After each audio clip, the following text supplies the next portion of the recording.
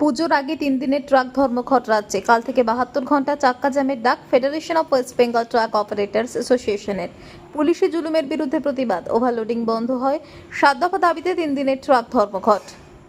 West Bengal truck operator association, আমরা শুধু অ্যাসোসিয়েশনগতইভাবে আছি এবং সারা পশ্চিমবাংলার ট্রাক মালিকরা এটা সমর্থন করছে। শুধু তাই না, অল ইন্ডিয়া বেসিকও এটা সমর্থন করছে। এটা হচ্ছে তা না, দেখুন পুজোর আগে বলে না, পুজো এখনও অনেকটা দেরিই আছে, এখনও 1 মাস 1.5 মাস পুজো দেরি আছে। আজকে এই পুজোর থেকে বড় ক্ষতিগ্রস্ত হচ্ছে আমরা, পরিবহন শিল্পটা ক্ষতিগ্রস্তর দিকে বেশি হয়েছে।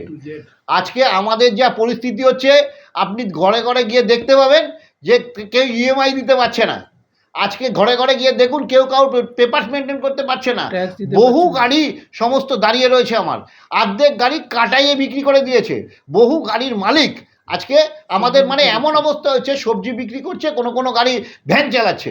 আজকে আপনারা বলুন, আজকে 3 দিনের যে পরিস্থিতি, যদি 3 দিন পরিস্থিতিটা না মানানসই হতে পারে, তাহলে আমরা কি করে গাড়িটা চালাবো? আমরা আমাদের বাল বাচ্চা পেট কি করে চালাবো? আমাদেরও তো সংসার আছে, আমাদেরও তো ধর্ম আছে, আমাদেরও তো সমস্ত আমাদের দেয়ালে পিঠ ঠেকে গেছে। আজকে এটা ছাড়া আমাদের কোনো উপায় ছিল না। জাস্ট এটা আমরা, যদি সরকার প্রথম থেকে আমাদের সাথে চিন্তা ভাবনা করতো, তাহলে মনে হয় আজকে এই জায়গাটায় আমাদের আসতে হতো না।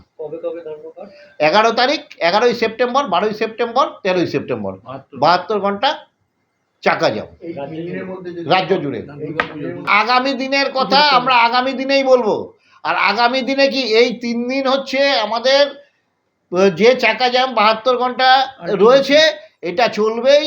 আর তারপরে আগামী দিনে যে আন্দোলন হবে, সেই আন্দোলনটা আমরা তখনই আপনাদের জানাবো যে কি হতে হবে।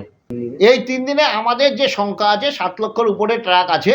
আমাদের যা সংখ্যা আছে, যারা আমাদের প্যারাফেরিতে আছে, আমাদের অ্যাসোসিয়েশনের সাথে আছে, এবং যারা আমাদের অ্যাসোসিয়েশনের বাইরে আছে, আমরা সকলকেই আপনাদের দ্বারাই আবেদন জানাচ্ছি যে আজকে এই 3 দিন যাতে ওনারা ওনাদের চাকাটা বন্ধ রাখে, এটা আমাদের আবেদন। না, আমরা বিষয়টা হচ্ছে মাননীয় মন্ত্রী সাহেব আমাদের কাছে অনেকবার করেছিল এবং বলেছিলেন, কিন্তু বিষয়টা আমাদের সমস্যা সমাধান হয়নি। সবচেয়ে বড় কথা হচ্ছে, যদি সমস্যার সমাধানই না হয়, তাইলে আমরা কি করে কি করব? আমাদেরও তো, আমি তো আপনাদের একটু আগেই বললাম, আমাদের পরিস্থিতি, আমাদের ভয়ঙ্কর পরিস্থিতি।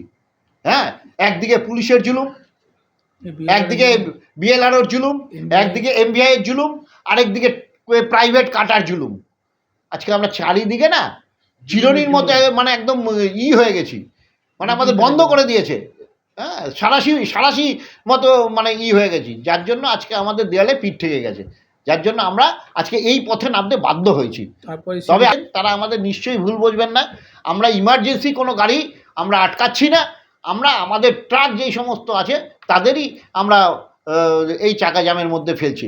কোনো ইমার্জেন্সি গাড়ি, যেহেতু দুধ আছে, হ্যাঁ, মাছ আছে, এবার যেরকম ইমার্জেন্সি বা পেরিশেবল গুডস ফুড যারা আছে, সেই গাড়িগুলোকে আমরা বাদ দেবো, এবং এছাড়া আমাদের সমস্ত বন্ধ।